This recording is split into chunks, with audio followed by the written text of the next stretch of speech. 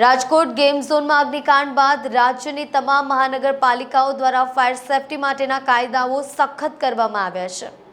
Surat SMC આ વખતે નવરાત્રિના આયોજકો માટે 30 શરતો સાથેની ગાઈડલાઇન્સ બહાર પાડી છે। રાજકોટ ગેમ ઝોનમાં બનેલી આગની ઘટના બાદ સુરત ફાયર વિભાગ કોઈપણ પ્રકારની બેદરકારી કરવા માંગતું નથી। ખાસ કરીને જ્યારે આવનાર દિવસોમાં નવરાત્રિ છે ત્યારે તેને ધ્યાનમાં રાખીને પાલિકાએ આયોજકો માટે 30 શરતો સાથેની ગાઈડલાઇન બહાર પાડી છે।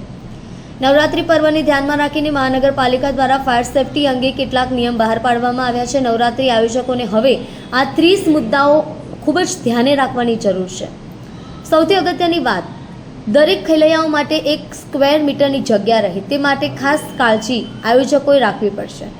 ગભરામણ અને સફોકેશનની સ્થિતિ ન થાય આ માટે પંડાલોમાં થતી ભીડ ઓછી રહે તે માટે પણ ખાસ તકેદારી રાખવા માટે જણાવવામાં આવ્યું છે। શહેરમાં અત્યાર સુધીમાં 13 જેટલા મોટા આયોજકો દ્વારા નવરાત્રિ આયોજન માટે પોલીસ પાસે પરવાનગી માંગવામાં આવી છે, પરંતુ આ વચ્ચે સુરત મહાનગરપાલિકા ફાયર વિભાગ દ્વારા એક નિયમ બહાર પાડવામાં આવ્યા છે। પાર્ટી પ્લોટ, ડોમ સહિતના અન્ય જગ્યાએ જો કોઈ પણ આયોજક આયોજન કરવા માંગે છે તો તેઓએ ફાયર ડિપાર્ટમેન્ટ પાસેથી મંજૂરી લેવી ફરજિયાત રહેશે। ફાયર સેફટીની ગાઈડલાઇન કડક કરવામાં આવી છે। આયોજકોને પ્રતિ દિવસ પંડાલમાં આવનાર લોકોની જાણકારી કાગળ ઉપર રેકોર્ડ તરીકે રાખવી પડશે। રાજકોટની ઘટના બાદ ફાયર ડિપાર્ટમેન્ટ શહેરમાં ફાયર એનઓસી વગરની આશરે 1000 જેટલી મિલકત સામે કાર્યવાહી કરી ચૂકી છે। ખાસ કરીને તેને સીલ મારી દીધી છે, ત્યારે હવે નવરાત્રિ આયોજકો સામે પણ કોઈ પણ પ્રકારે ઢીલ આપવા માટે તૈયાર નથી।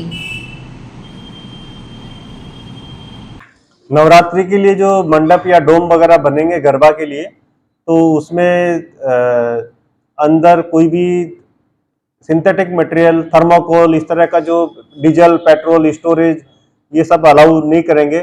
और पेंट्री और कंप्रेशर वगैरह एसी के अंदर डोम के अंदर अलाउ नहीं रहेगा। और आजू बाजू में स्कूल है या पेट्रोल पंप है या रेलवे लाइन है, इसमें कम से कम 15 मीटर का गैप होना चाहिए उसके बीच में जो डोम बना रहे हैं।